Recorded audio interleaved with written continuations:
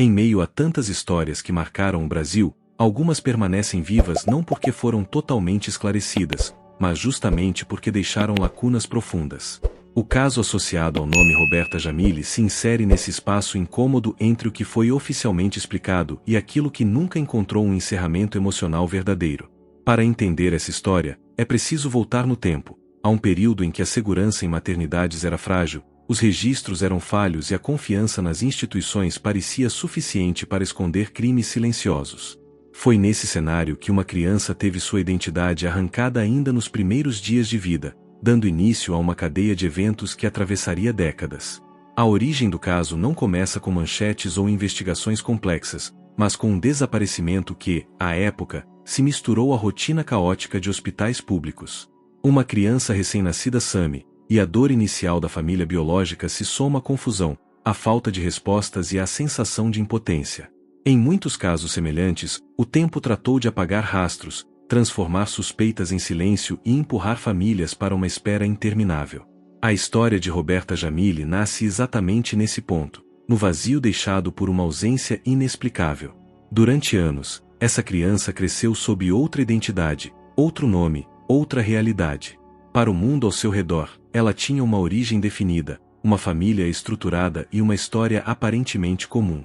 Nada indicava, à primeira vista, que sua trajetória estivesse ligada a um dos crimes mais chocantes e silenciosos do país. Essa normalidade aparente foi, por muito tempo, a maior barreira para que a verdade viesse à tona. Quando uma criança cresce sem saber que foi retirada de sua família biológica, não há questionamentos, não há denúncias, apenas uma vida seguindo um curso que parece legítimo. Enquanto isso, do outro lado dessa história, existia uma família que jamais esqueceu. O desaparecimento de um bebê não se transforma em passado, ele se torna uma ferida permanente. Mesmo quando a esperança diminui, a memória permanece. Cada ano que passa sem respostas reforça a sensação de que algo foi roubado para sempre, não apenas uma criança, mas também o direito de vê-la crescer. Esse contraste entre duas realidades paralelas é um dos aspectos mais perturbadores do caso. Uma vida que seguiu normalmente e outra que ficou congelada no momento da perda. Com o passar do tempo, surgiram investigações mais amplas envolvendo o desaparecimento de bebês em maternidades, revelando que o caso não era isolado. Aos poucos, começaram a aparecer conexões, padrões e nomes que se repetiam. O que antes parecia um evento trágico e pontual começou a ser visto como parte de algo maior, mais organizado e mais grave. Nesse contexto, o nome Roberta Jamily passou a ganhar espaço, não apenas como uma pessoa, mas como símbolo de um sistema que permitiu que crimes desse tipo acontecessem sem serem percebidos por anos. Quando a verdade começou a emergir, ela não veio de forma simples ou imediata. Foi resultado de investigações longas, avanços na ciência e, principalmente, da persistência de famílias que nunca aceitaram o silêncio como resposta. Exames técnicos e análises detalhadas passaram a confrontar versões antigas, abrindo caminho para revelações que mudariam vidas para sempre.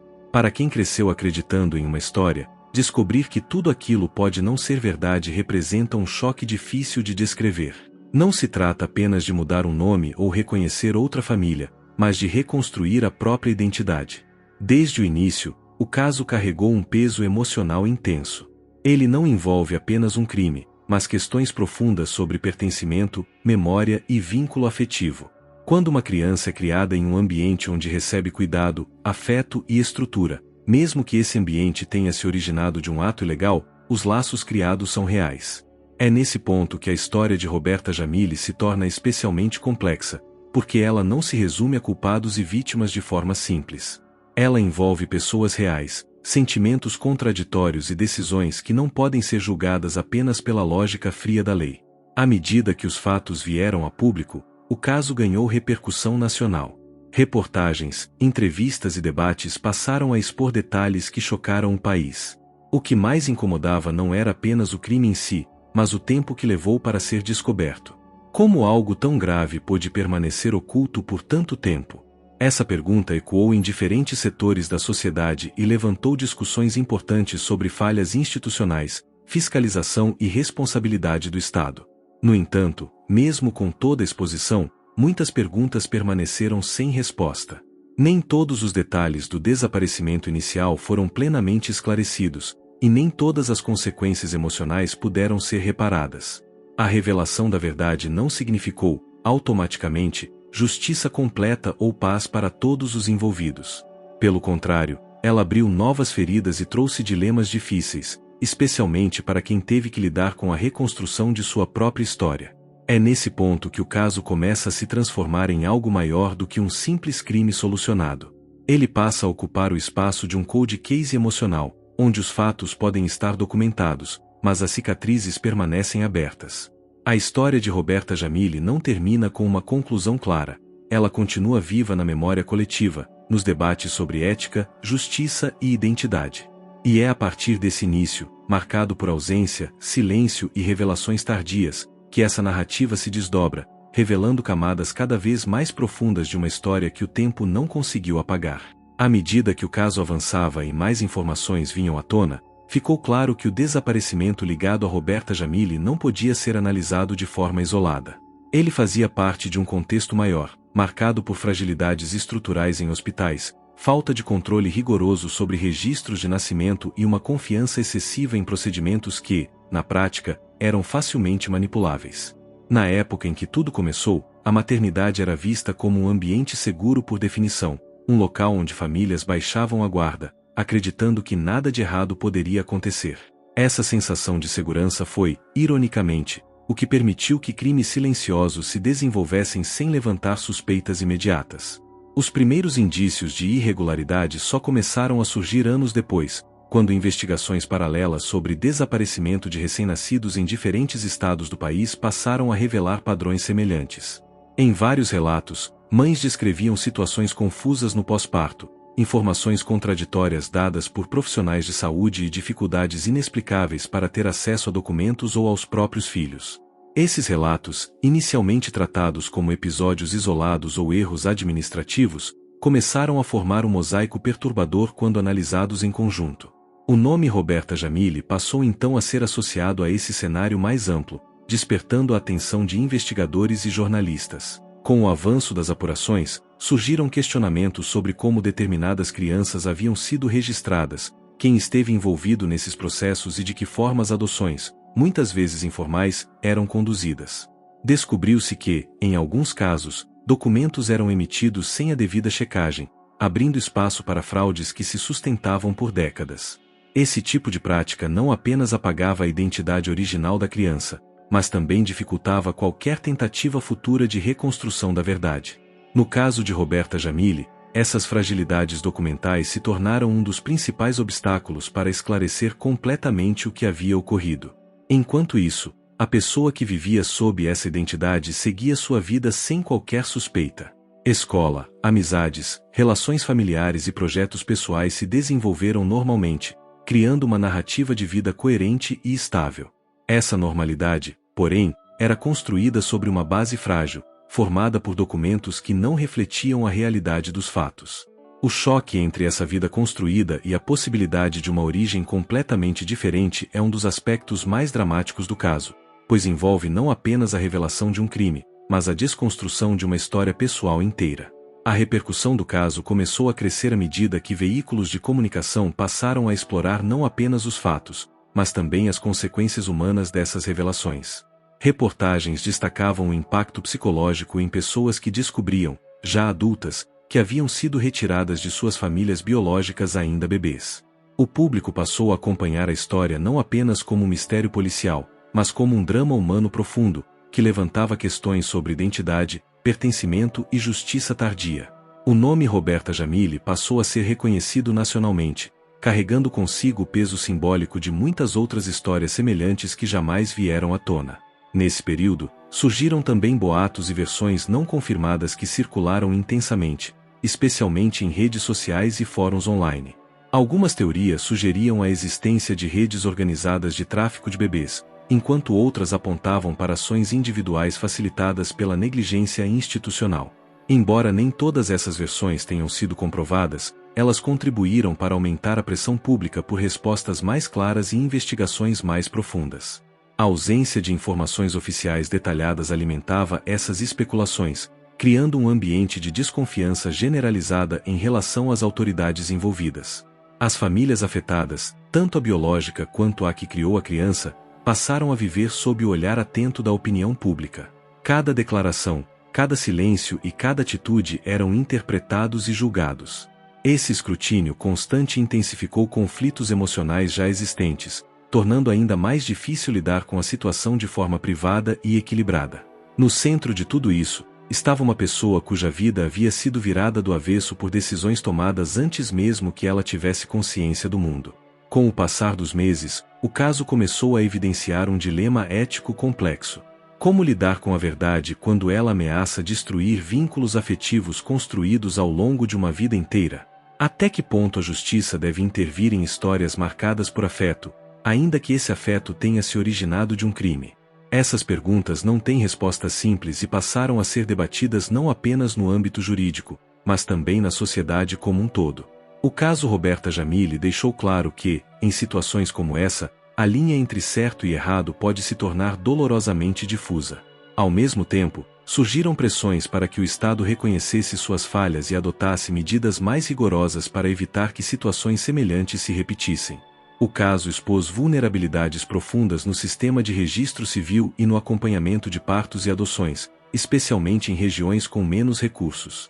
Essa exposição gerou debates sobre mudanças legislativas, melhorias em fiscalização e maior integração entre órgãos responsáveis. Ainda assim, para muitos, essas discussões chegaram tarde demais. Assim, o segundo capítulo dessa história não é apenas sobre a descoberta de irregularidades, mas sobre o impacto devastador que a revelação da verdade pode causar. Ele mostra como um crime cometido no silêncio de uma maternidade pode ecoar por décadas, afetando não apenas indivíduos diretamente envolvidos, mas também a confiança de toda uma sociedade em suas instituições. E é a partir desse cenário de revelações, dúvidas e conflitos emocionais que a narrativa avança, caminhando para consequências ainda mais profundas e difíceis de serem enfrentadas. À medida que as investigações avançavam, um novo elemento passou a dominar o centro da narrativa: a descoberta da verdadeira origem biológica associada ao caso de Roberta Jamile. Exames técnicos e cruzamentos de dados começaram a indicar que a identidade que havia sido construída ao longo de anos não correspondia à realidade registrada nos arquivos médicos e civis. Esse momento marcou uma virada definitiva, pois deixou de ser apenas uma suspeita administrativa para se tornar a confirmação de que algo grave havia acontecido no passado. A partir dali, já não se falava apenas em erro, mas na possibilidade concreta de um crime cometido dentro de um ambiente que deveria representar proteção e cuidado. A revelação provocou um efeito dominó. Pessoas que até então se mantinham afastadas do caso passaram a ser chamadas para prestar esclarecimentos. Profissionais de saúde que atuaram na época, funcionários responsáveis por registros e intermediários envolvidos em processos de adoção informal começaram a ser questionados. Muitos alegaram falhas de memória, outros afirmaram ter apenas seguido ordens ou procedimentos comuns daquele período. Essa sucessão de depoimentos fragmentados dificultou a reconstrução precisa dos fatos, criando lacunas que até hoje alimentam dúvidas e questionamentos. No campo emocional, o impacto foi profundo e imediato. Descobrir que a própria história de vida havia sido construída sobre uma base falsa gerou um abalo psicológico difícil de mensurar. A sensação de pertencimento, antes sólida, passou a ser acompanhada por incertezas e conflitos internos. Surgiram perguntas sem respostas claras. Quem sou eu de fato? De onde vim? Quem tomou as decisões que definiram meu destino? Esse turbilhão emocional se intensificava a cada nova informação divulgada pela imprensa ou comentada nas redes sociais. A repercussão nacional trouxe também julgamentos apressados.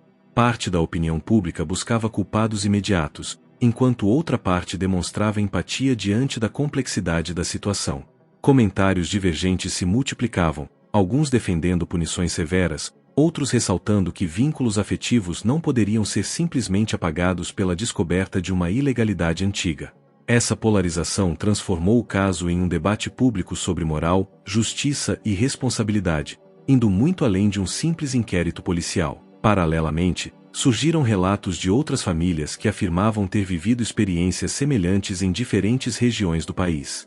Embora nem todos os casos tivessem relação direta, eles reforçaram a percepção de que práticas irregulares envolvendo recém-nascidos não eram eventos isolados.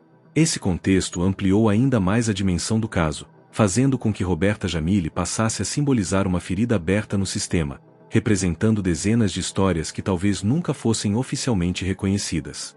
As autoridades, pressionadas pela visibilidade do caso, anunciaram novas linhas de apuração. Arquivos antigos foram reabertos, documentos analisados com mais rigor e exames técnicos passaram a ser utilizados como ferramentas centrais. Mesmo assim, a lentidão do processo gerava frustração.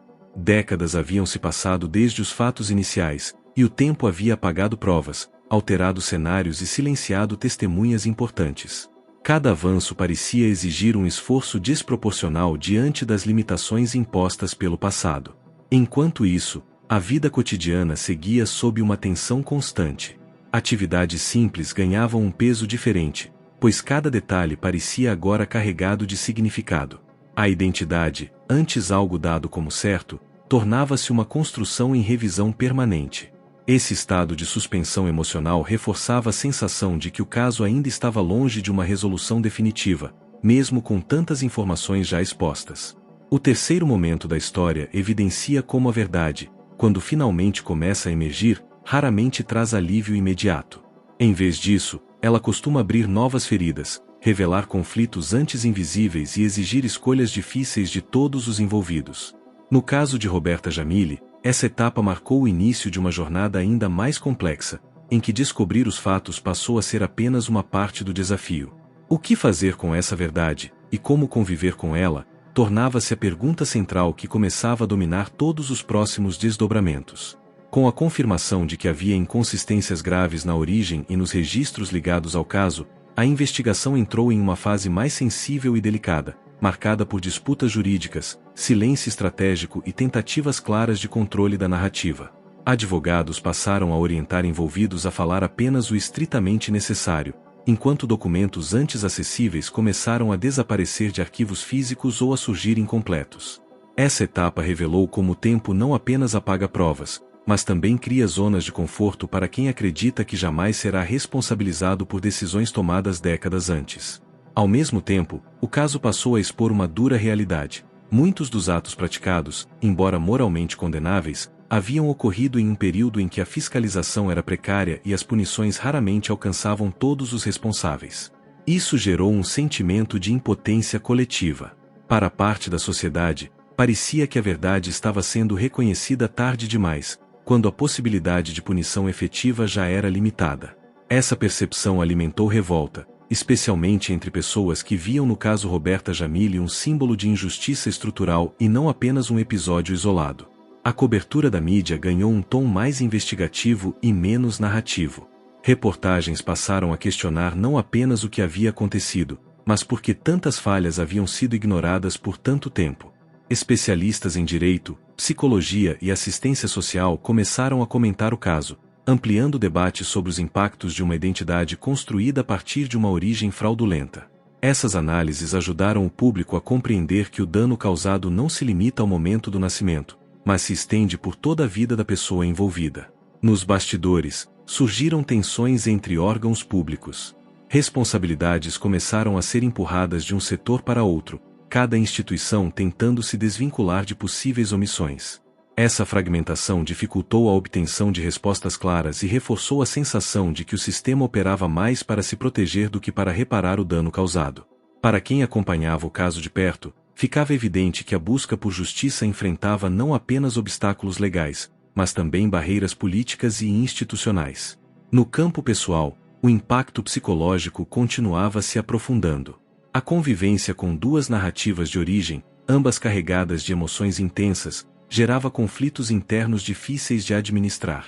Havia o peso do passado desconhecido e, ao mesmo tempo, o medo de que a revelação completa pudesse causar novas perdas. Esse conflito silencioso se refletia em atitudes cautelosas, escolhas difíceis e uma constante sensação de estar vivendo entre duas histórias que não se encaixavam perfeitamente. A sociedade, por sua vez, começou a demonstrar sinais de fadiga informativa. Após o impacto inicial, parte do público passou a acompanhar o caso com menos intensidade, aguardando por um desfecho que parecia distante. Essa diminuição da atenção trouxe um novo risco, o de que a história fosse lentamente empurrada para o esquecimento, como tantos outros casos complexos que não oferecem respostas simples. Ainda assim, para os diretamente envolvidos, cada dia sem uma definição era mais um capítulo de incerteza e angústia. O quarto momento da narrativa deixa claro que, em casos como esse, a verdade não surge de forma linear ou reconfortante. Ela avança em meio a resistências, silêncios e interesses conflitantes. O caso Roberta Jamille começava a revelar não apenas o que havia sido feito no passado, mas também como o presente lida com erros antigos. E essa forma de lidar, muitas vezes marcada pela evasão e pelo atraso, se tornaria um dos aspectos mais controversos e debatidos de toda a história. Com o passar do tempo, o caso começou a entrar em uma fase ainda mais silenciosa, porém não menos tensa. As investigações oficiais seguiam em ritmo lento, limitadas por prazos legais, ausência de provas materiais diretas e pela dificuldade de responsabilizar pessoas específicas sem evidências incontestáveis. Esse intervalo prolongado entre avanços concretos produziu um efeito psicológico conhecido em casos de longa duração, a normalização do absurdo. Aquilo que inicialmente parecia impensável, uma identidade construída a partir de uma origem fraudulenta, passou a ser tratado como algo dado, quase inevitável, como se o erro tivesse se consolidado pelo simples fato de ter resistido ao tempo. Nesse período, surgiram conflitos internos difíceis de serem expressos publicamente. Havia o desejo legítimo de conhecer a verdade completa, mas também o receio de que essa verdade trouxesse consequências irreversíveis. Relações afetivas construídas ao longo de anos não poderiam ser simplesmente apagadas ou substituídas. O caso evidenciava um paradoxo cruel. Quanto mais se buscava justiça, maior era o risco de provocar novas dores, agora em pessoas que não haviam participado diretamente do erro original. Essa tensão silenciosa permeava cada decisão tomada a partir daquele momento. A ausência de respostas definitivas também alimentou novas especulações. Em ambientes informais, versões alternativas começaram a circular, muitas vezes misturando fatos reais com interpretações exageradas ou equivocadas. Algumas narrativas apontavam para conivência generalizada, outras minimizavam os acontecimentos como simples falhas administrativas. Esse ruído constante dificultava a separação entre o que era comprovado e o que era apenas conjectura, tornando o ambiente ainda mais confuso para quem tentava acompanhar o caso com responsabilidade. Ao mesmo tempo, especialistas passaram a destacar um ponto crucial: o impacto desse tipo de revelação na formação da identidade individual. Estudos e análises trazidos à tona mostravam que descobrir, já na fase adulta, que a própria origem foi marcada por irregularidades pode gerar sentimentos profundos de desorientação, perda de referência e até culpa, mesmo quando a pessoa não teve qualquer participação nos fatos. No caso Roberta Jamille, esse aspecto ganhou relevância, pois reforçava a necessidade de tratar a situação não apenas como um processo legal, mas também como uma questão humana complexa. O debate público começou então a se deslocar lentamente do quem errou para o como reparar. Surgiram discussões sobre o direito à verdade biológica, o direito à manutenção de vínculos afetivos e os limites da intervenção do Estado em histórias já consolidadas pelo tempo. Essas reflexões mostravam que, independentemente do desfecho jurídico, o caso já havia provocado uma transformação profunda na forma como a sociedade enxergava situações semelhantes. Ele deixava de ser apenas um episódio isolado e passava a influenciar debates mais amplos sobre registros civis, adoções e responsabilidade institucional. Mesmo sem grandes anúncios oficiais, cada pequeno movimento era acompanhado com atenção. Um documento solicitado, uma nova declaração ou um simples silêncio prolongado ganhavam significados amplificados. Essa vigilância constante revelava o quanto o caso ainda estava vivo na memória coletiva, mesmo quando parecia ter desaparecido das manchetes. Para muitos, a sensação era de estar diante de uma história que se recusava a terminar, mantendo todos presos a um estado permanente de expectativa. O quinto capítulo dessa narrativa evidencia que, em um cold case desse tipo, o tempo não é apenas um obstáculo para a justiça, mas também um elemento ativo que molda percepções, emoções e decisões. Ele desgasta, confunde, normaliza e, ao mesmo tempo, aprofunda as feridas. E é justamente nesse desgaste silencioso que o caso Roberta Jamille continuava a se desenvolver, preparando o terreno para conflitos ainda mais delicados que surgiriam nos momentos seguintes. Com a continuidade do caso, um novo elemento passou a ganhar força de forma gradual, porém inevitável: a percepção de que, independentemente do desfecho jurídico, a verdade já havia produzido efeitos irreversíveis.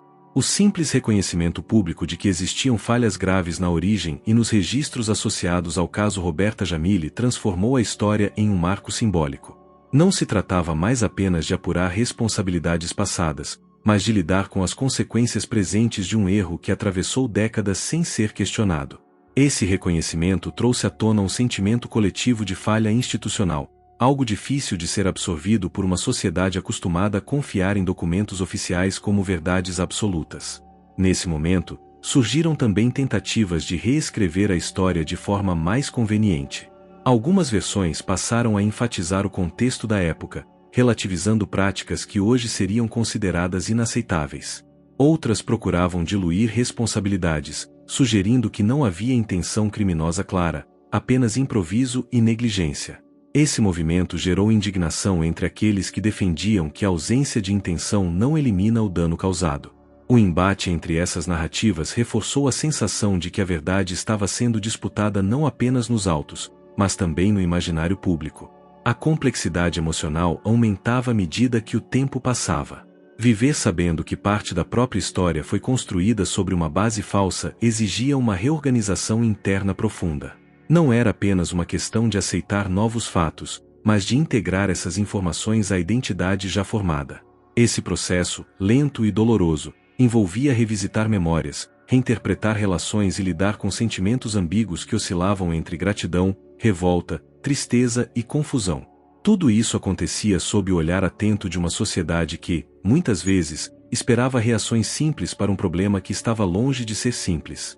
Paralelamente, o caso começou a ser citado em debates acadêmicos e profissionais como exemplo das consequências de falhas no sistema de proteção à infância.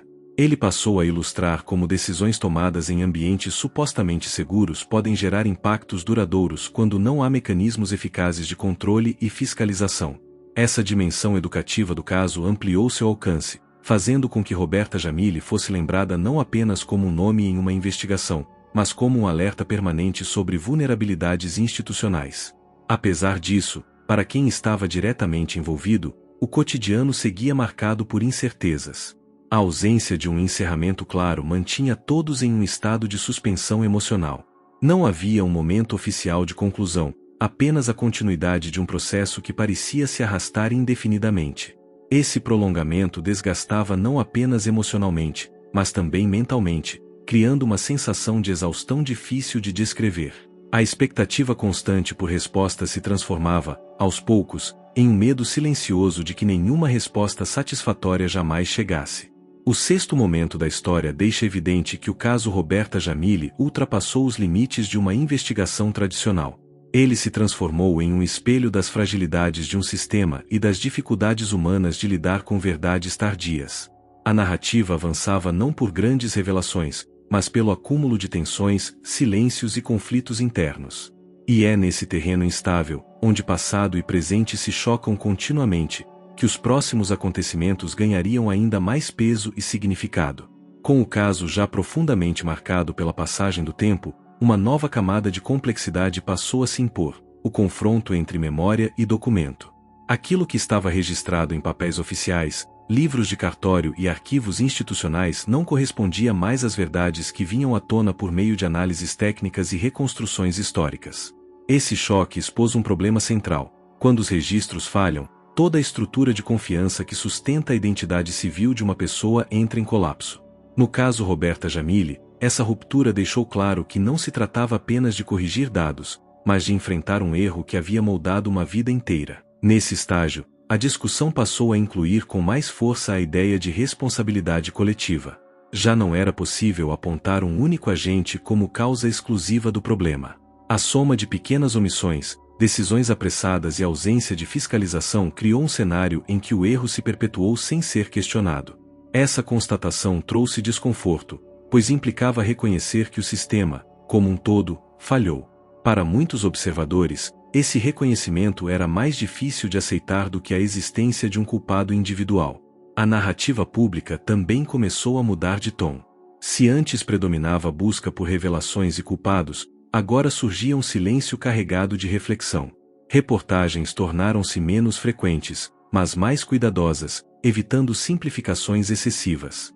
O caso passou a ser tratado como algo delicado, que exigia respeito e responsabilidade na forma de ser contado. Essa mudança, embora positiva em termos éticos, contribuiu para que a história fosse lentamente afastada do centro do debate popular, permanecendo viva principalmente entre aqueles que acompanhavam cada detalhe desde o início. Internamente, o peso psicológico continuava a se acumular. A sensação de viver entre duas versões da própria história gerava um estado constante de alerta emocional. Cada nova informação, mesmo quando não trazia grandes novidades, reabria feridas antigas. A tentativa de seguir em frente esbarrava na impossibilidade de simplesmente ignorar aquilo que havia sido revelado. O passado, antes estável, agora se apresentava como um terreno instável, sujeito a revisões contínuas. Ao mesmo tempo, surgia uma pergunta cada vez mais presente: até que ponto a verdade completa seria, de fato, alcançável? Com testemunhas envelhecidas, documentos perdidos e lembranças fragmentadas, a reconstrução perfeita dos acontecimentos parecia improvável. Essa percepção trouxe um novo tipo de angústia, diferente da revolta inicial. Era a angústia da incompletude, do entendimento de que algumas respostas talvez nunca existissem. Em um cold case como esse, a ausência de certeza se tornava parte permanente da história. Esse momento também evidenciou um conflito ético profundo, a diferença entre justiça legal e justiça emocional. Mesmo que o sistema jurídico chegasse a uma conclusão formal, isso não significaria, necessariamente, um fechamento interno. A reparação emocional exigia algo que nenhum processo poderia oferecer completamente: a possibilidade de voltar no tempo e corrigir o erro na origem. Diante da impossibilidade disso, restava apenas a difícil tarefa de construir sentido a partir do que havia acontecido. O 7º capítulo da história mostra como o caso Roberta Jamille se transformou em um território de incertezas permanentes. Ele já não avançava por meio de fatos novos, mas pela profundidade das reflexões que provocava. A cada passo, ficava mais claro que o verdadeiro impacto do caso não estava apenas naquilo que foi descoberto, mas também naquilo que jamais poderia ser plenamente recuperado. E essa consciência preparava o cenário para os desdobramentos finais, onde o silêncio e a ausência de respostas passariam a ter um papel tão importante quanto as revelações anteriores. Com o passar dos anos, o caso passou a existir em uma espécie de limbo, oficialmente reconhecido, amplamente discutido em determinados momentos, mas sem um encerramento claro que permitisse seguir adiante. Esse estado indefinido transformou o silêncio em um elemento central da história. Não era mais o silêncio da ignorância inicial, mas um silêncio pesado, carregado de tudo o que já havia sido dito, revelado e questionado. Cada ausência de resposta passou a ter um significado próprio, reforçando a ideia de que, em certos casos, o tempo não traz soluções, apenas novas camadas de complexidade. Nesse período, a memória coletiva começou a desempenhar um papel decisivo. Para quem acompanhou o caso desde o início, cada detalhe permanecia vivo, enquanto para o público mais amplo a história se tornava cada vez mais distante. Essa diferença de percepção criou uma espécie de isolamento narrativo. O caso continuava extremamente relevante para os diretamente envolvidos, mas já não mobilizava a mesma tensão social. Essa assimetria reforçava a sensação de injustiça, como se a gravidade do ocorrido fosse lentamente diluída pela passagem do tempo. A falta de um desfecho também alimentou um questionamento profundo sobre os limites do sistema de justiça. Até que ponto é possível reparar um erro quando ele é reconhecido tarde demais? O caso Roberta Jamille expôs uma realidade desconfortável. O sistema foi criado para lidar com fatos recentes, provas concretas e responsabilidades bem delimitadas. Quando confrontado com falhas antigas, estruturais e difusas, ele se mostra limitado, incapaz de oferecer respostas proporcionais ao dano causado. Essa constatação provocou frustração não apenas nos envolvidos, mas também em observadores atentos às fragilidades institucionais. No campo emocional, o desgaste acumulado se manifestava de formas sutis, porém constantes. A convivência com a incerteza exigia uma adaptação contínua, como se fosse necessário aprender a viver com perguntas abertas. Essa adaptação, no entanto, não significava aceitação plena. Era mais uma estratégia de sobrevivência emocional, uma maneira de seguir em frente sem negar a importância do que havia sido revelado. O caso mostrava que, em situações assim, o fechamento não é um evento, mas um processo longo e imperfeito. Ao mesmo tempo, surgia uma reflexão inevitável sobre identidade e pertencimento. Mesmo diante de revelações dolorosas, Vínculos afetivos construídos ao longo de anos continuavam a existir, carregados de significados que não poderiam ser anulados por documentos ou decisões judiciais. Essa coexistência de verdades, a verdade biológica e a verdade afetiva, tornava o caso ainda mais complexo. Ele deixava claro que a identidade humana não pode ser reduzida a registros formais, por mais importantes que eles sejam. Esse estágio da história também trouxe à tona uma questão ética fundamental. Quem protege quem, quando os próprios sistemas falham? O caso Roberta Jamille passou a ser citado como exemplo da necessidade de mecanismos mais rigorosos de fiscalização e acompanhamento, justamente para evitar que erros semelhantes se repitam. Embora essa discussão apontasse para o futuro, ela também carregava um peso amargo, pois surgia a partir de uma dor que já havia sido vivida e que não poderia ser apagada. O oitavo momento da narrativa consolida o caso como um verdadeiro cold case emocional e institucional. Não havia mais grandes revelações à vista, mas o impacto do que já se sabia continuava a reverberar de forma profunda. A história avançava não pelo surgimento de novos fatos, mas pela permanência das perguntas sem resposta. E é nesse cenário de silêncio carregado de significado que o caso se aproximava de suas fases finais, onde o que não foi dito passaria a ser tão importante quanto tudo aquilo que já havia sido revelado. Com o caso já distante do noticiário cotidiano, uma mudança silenciosa começou a ocorrer na forma como ele era percebido. Aquilo que antes gerava choque imediato passou a provocar uma reflexão mais profunda e madura. O tempo, embora incapaz de corrigir o erro original, criou espaço para que o caso Roberta Jamille fosse analisado com menos impulso e mais consciência. Essa nova perspectiva não trouxe respostas definitivas, mas permitiu compreender melhor a dimensão humana por trás de cada decisão tomada, de cada omissão e de cada consequência que se acumulou ao longo dos anos. Nesse momento, tornou-se evidente que o maior impacto do caso não estava apenas nos registros falsos ou nas falhas institucionais, mas na forma como essas falhas moldaram trajetórias de vida. A ausência de uma origem clara não é apenas um dado burocrático, ela afeta a construção de identidade, a sensação de pertencimento e a forma como uma pessoa se posiciona no mundo. No caso de Roberta Jamille, essa realidade se manifestava de maneira constante, mesmo quando o assunto já não era discutido publicamente. A sociedade, por sua vez, parecia dividir-se entre dois movimentos opostos.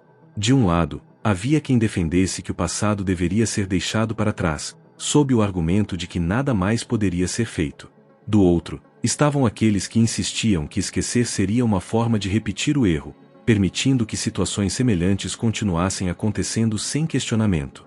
Essa tensão revelava um dilema comum em casos antigos: lembrar dói, mas esquecer pode ser ainda mais perigoso. O caso também passou a ser utilizado como referência em discussões sobre direitos fundamentais, especialmente o direito à identidade e à verdade. Ele mostrava, de forma concreta, como a negação desses direitos pode gerar consequências duradouras, muitas vezes invisíveis para quem observa de fora.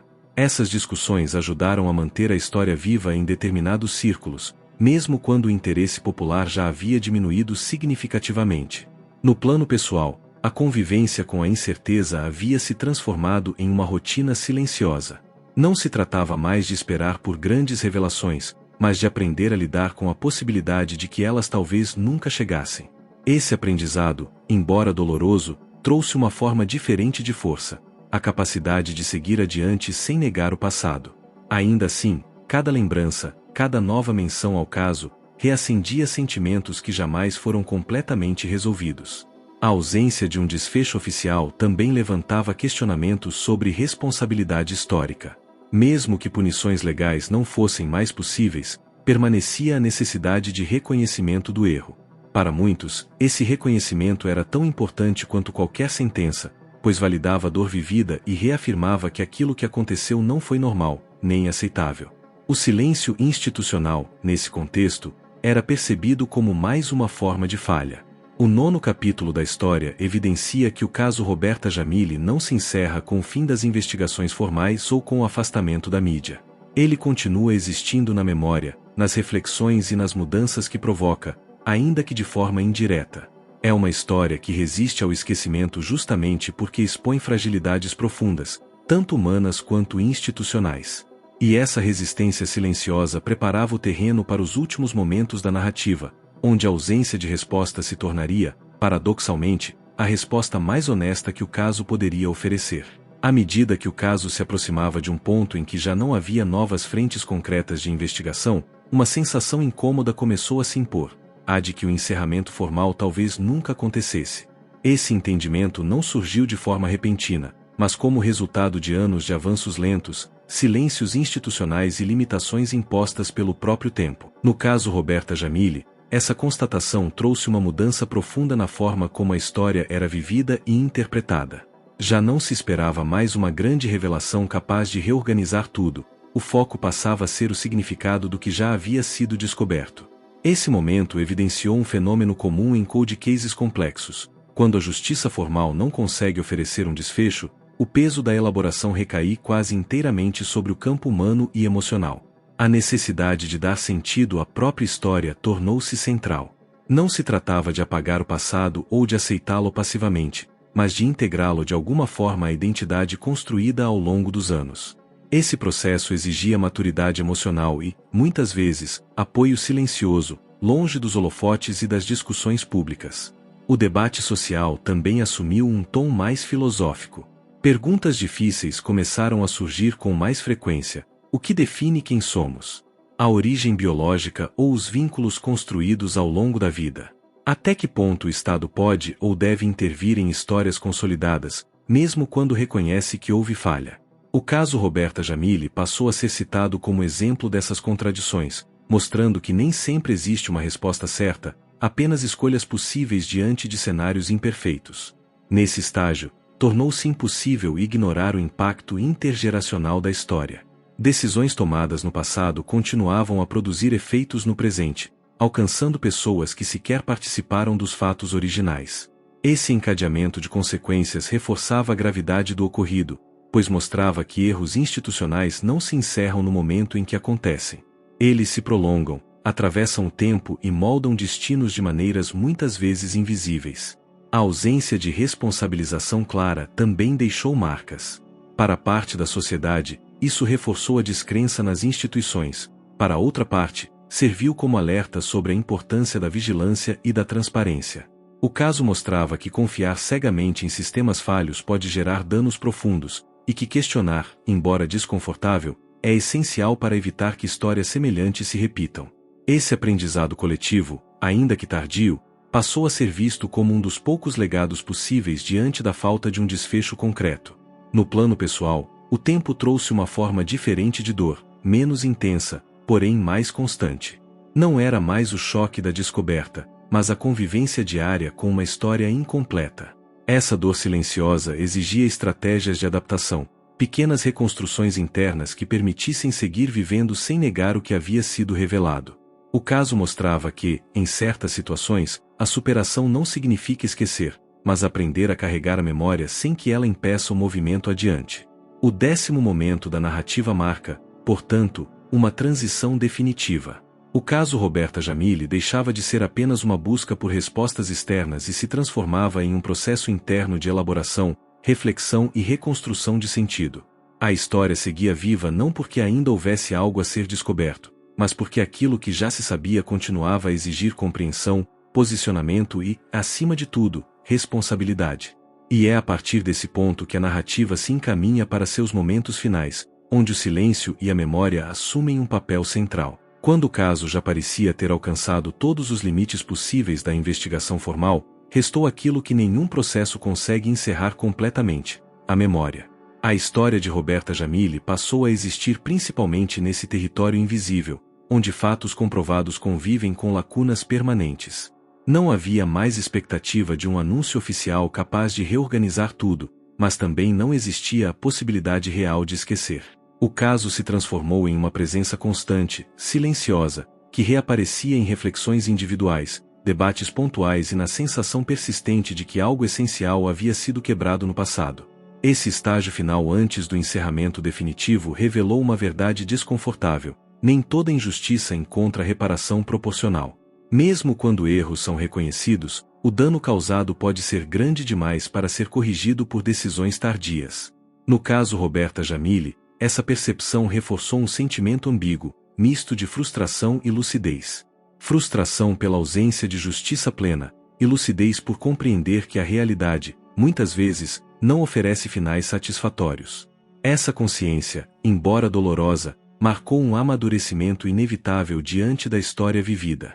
A ausência de culpados claramente responsabilizados também contribuiu para uma sensação de vazio. Não havia um ponto final, apenas reticências. Esse vazio, no entanto, passou a ser interpretado por alguns como um chamado à responsabilidade coletiva. Se o sistema falhou no passado, caberia à sociedade questionar, fiscalizar e exigir mudanças para que erros semelhantes não fossem repetidos. Dessa forma, o caso deixava de ser apenas uma tragédia individual e assumia um papel simbólico mais amplo, funcionando como alerta permanente sobre os riscos da negligência institucional. No plano humano, a identidade construída ao longo dos anos precisou encontrar um novo equilíbrio. Não se tratava mais de escolher entre versões do passado, mas de aceitar que ambas coexistiriam de forma definitiva. A verdade biológica e a verdade afetiva passaram a ocupar espaços distintos, porém igualmente reais. Essa coexistência exigiu um esforço contínuo de reconciliação interna, um processo silencioso que raramente é compreendido por quem observa de fora. O caso mostrava, de forma clara, que identidade não é algo fixo, mas uma construção que pode ser profundamente abalada por revelações tardias. Com o tempo, a dor inicial deu lugar a uma forma mais contida de sensibilidade. As feridas não desapareceram, mas passaram a doer de maneira diferente. Cada lembrança, cada referência ao caso, trazia consigo não apenas sofrimento, mas também a consciência de tudo o que havia sido aprendido ao longo do caminho. Essa transformação não significava superação plena, mas sim adaptação. Era a tentativa de seguir adiante sem negar a importância do que aconteceu. O caso Roberta Jamily, nesse ponto, já não precisava de novas revelações para permanecer relevante. Sua força estava justamente naquilo que ele não conseguiu resolver completamente. Ele expunha limites, falhas e contradições que continuam presentes na sociedade. Ao fazer isso, mantinha-se vivo como um lembrete incômodo de que justiça tardia, muitas vezes, se aproxima perigosamente da injustiça. O 11º momento da narrativa prepara o terreno para o encerramento final. Não um encerramento marcado por respostas claras ou punições exemplares, mas por uma compreensão mais profunda da complexidade humana e institucional envolvida. Tudo o que restava agora era encarar o silêncio final não como esquecimento, mas como parte inseparável da própria história. Chegamos ao ponto mais difícil de toda essa história, não porque ainda existam fatos ocultos esperando para serem revelados, mas justamente porque o que permanece é o silêncio. Um silêncio pesado, construído ao longo de anos, feito de decisões erradas, omissões, documentos falhos e verdades descobertas tarde demais. O caso Roberta Jamily não termina com uma prisão, não termina com uma sentença e tampouco com uma resposta definitiva. Ele termina com uma pergunta que ecoa até hoje. Quantas histórias semelhantes permaneceram enterradas, nunca questionadas, nunca reveladas? O verdadeiro clímax dessa narrativa não está em uma reviravolta dramática, mas na constatação fria e desconfortável de que o sistema falhou quando mais deveria proteger. Falhou no início, falhou ao longo do tempo e falhou, mais uma vez, ao não conseguir oferecer um fechamento justo. Cada etapa dessa história mostra que o dano causado não foi apenas administrativo ou legal, mas humano, profundo e permanente. Uma identidade foi construída sobre bases frágeis, e quando essas bases ruíram, não havia estrutura preparada para amparar quem ficou no meio dos escombros. Esse é o tipo de caso que não permite finais fáceis. Não há heróis claros, não há vilões plenamente punidos, apenas consequências que atravessam o tempo. O que resta é a memória, e com ela, a responsabilidade. Responsabilidade de lembrar, de questionar e de não permitir que o esquecimento transforme erros graves em simples estatísticas. Porque quando uma história como essa é esquecida, o sistema se sente autorizado a repetir as mesmas falhas. E agora, a pergunta deixa de ser apenas sobre Roberta Jamily. Ela passa a ser sobre todos nós. Quantas identidades ainda podem estar erradas? Quantas verdades permanecem escondidas em arquivos antigos, protegidas apenas pelo desgaste do tempo? Até que ponto o silêncio coletivo contribui para que injustiças continuem acontecendo sem resistência? Se você chegou até aqui, não trate essa história apenas como mais um caso. Use esse espaço para refletir, questionar e se posicionar. Deixe seu comentário. Você acredita que casos como esse ainda acontecem hoje? Você acha que o sistema realmente mudou ou apenas aprendeu a esconder melhor seus erros? Sua opinião importa, porque é a partir do debate que a memória se mantém viva. Se inscreva no canal para continuar acompanhando histórias que não tiveram um final justo, casos que o tempo tentou apagar, mas que ainda carregam perguntas sem resposta. E deixe o like, não como um gesto de aprovação, mas como um sinal de que essa história foi ouvida, lembrada e não será esquecida. Porque enquanto houver quem conte, questione e compartilhe, o silêncio nunca será completo.